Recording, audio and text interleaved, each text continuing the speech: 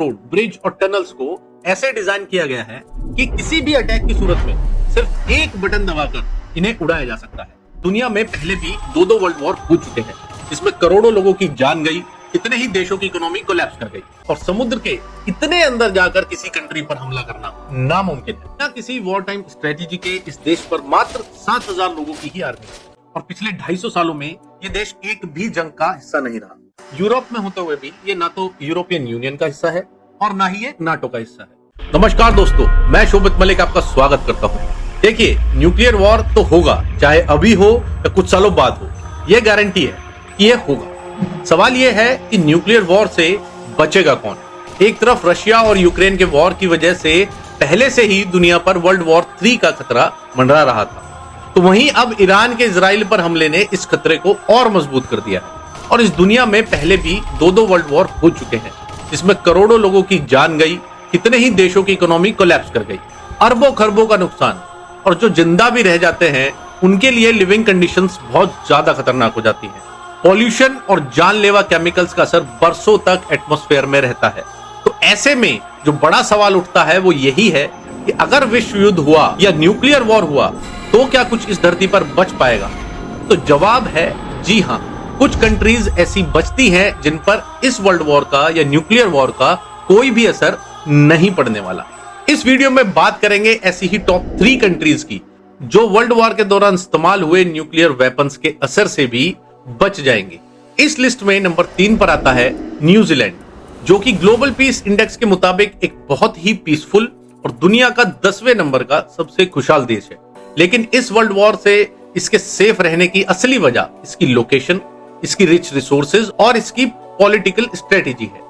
Location की बात करें तो ये ऑस्ट्रेलिया से भी 1600 किलोमीटर की दूरी पर पैसिफिक ओशियन में पड़ता है, जो कि इसको इस युद्ध से काफी दूर कर देता है और समुद्र के इतने अंदर जाकर किसी कंट्री पर हमला करना नामुमकिन है। दूसरा, न्यूजीलैंड की फॉरेन पॉलिसी हमेशा से बहुत ही पीसफुल रही है और क्योंकि न्यूजीलैंड का किसी भी कंट्री के साथ कोई लैंड बॉर्डर नहीं लगता है, तो इसको पड़ोसी मुल्कों से कोई खतरा भी नहीं है। फिर भी अगर मान लिया जाए कि कोई देश इस पर हमला करने को अपने वॉरशिप्स लेकर इस पर चढ़ाई कर देता है, तो इसका काफी हिस्सा एल्प्स माउंटेन रेंजेस से घिरा हुआ है, जो किसी भी फॉरेन अटैक के अगेंस्ट इसको एक नेचुरल प्रोटेक्शन देता है।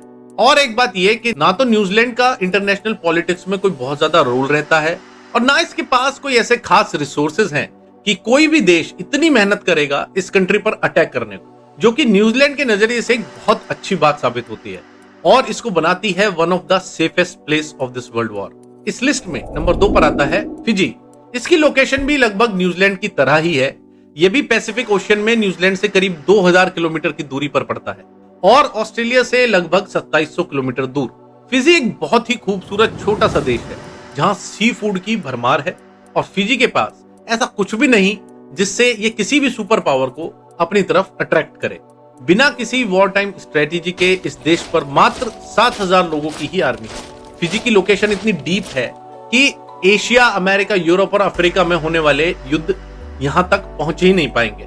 फिजी लगभग 300 और छोटे छोटे आइलैंड से घिरा हुआ है, जिनके रहते इस देश को अटैक करना एक बहुत बड़ी चुनौती हो जाता है। इकोनॉमी की बात करें तो मेनली टूरिज्म और एग्रीकल्चर बेस्ड है और अगर वर्ल्ड वॉर सिनेरियो में टूरिज्म खत्म भी हो जाए तो ये कंट्री अपने एग्रीकल्चर और अपने सी फूड के सहारे इजिली सरवाइव कर जाएगी।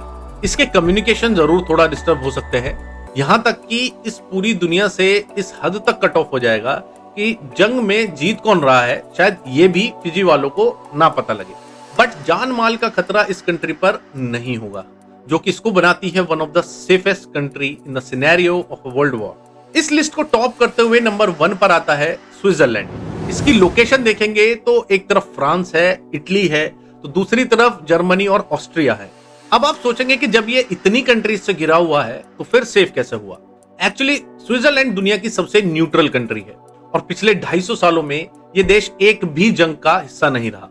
यूरोप में होते हुए भी ये ना तो यूरोपियन यूनियन का हिस्सा है और ना ही ये नाटो का हिस्सा है। इसके बाद भी इसकी ज्योग्राफी देखें तो इसके साउथ में है स्विस एल्प्स माउंटेन रेंज, जो इसे इटली और ऑस्ट्रिया से सेपरेट करती है। इसके नॉर्थ और वेस्ट में जूरा माउंटेन रेंज है, जो इसे फ्रांस से सेपरेट करती है और मिडल में है स्विस प्लेटो, जहां स्विट्जरलैंड की मोस्टली पॉपुलेशन रहती है और इस स्विस प्लेटो को बनाने के पीछे एक बहुत बड़ा प्लान रहा है। दरअसल सेकेंड वर्ल्ड वॉर में जर्मनी के इन्वेजन से बचने के लिए यहाँ की सरकार ने द नेशनल रीडाउट प्लान बनाया था, जिसका मतलब होता है फोर्टिफिकेशन या किलाबंदी करना। और अगर फिर भी कोई एनिमी इसको भेद पाता है तो यहाँ की आर्मीज और इनके सिटीजन्स इन सिटीज को छोड़कर साउथ में मौजूद एल्पाइन रीजन में चले जाएंगे। इन पहाड़ों पर स्विट्जरलैंड ने 25,000 से 26,000 बंकर्स बना के रखे हैं। एंटी एयरक्राफ्ट गन्स और हैवी आर्टिलरी भी डिप्लॉय की हुई है। ये जगह इतनी सिक्योर हो जाती है कि जमीन से इसे टारगेट करना या आसमान से स्पॉट करना दोनों ही नामुमकिन हो जाते हैं। इसके अलावा यहाँ के हर रोड, ब्रिज और टनल्स को ऐसे डिजाइन किया गया है कि किसी भी अटैक की सूरत में सिर्फ एक बटन दबाकर इन्हें उड़ाया जा सकता है, जिससे किसी भी एनिमी का इनके ऊपर अटैक करना बहुत ज्यादा मुश्किल हो जाएगा। और स्विट्जरलैंड ने इतने विशाल न्यूक्लियर शेल्टर्स बनाए हुए हैं कि ये अपनी पूरी पॉपुलेशन को आराम से बचा सकता है। यहाँ तक कि बाकी कंट्रीज से भी अगर लोग यहाँ आ जाएं तो ये उन्हें भी शरण देकर या शेल्टर देकर प्रोटेक्ट कर सकता है।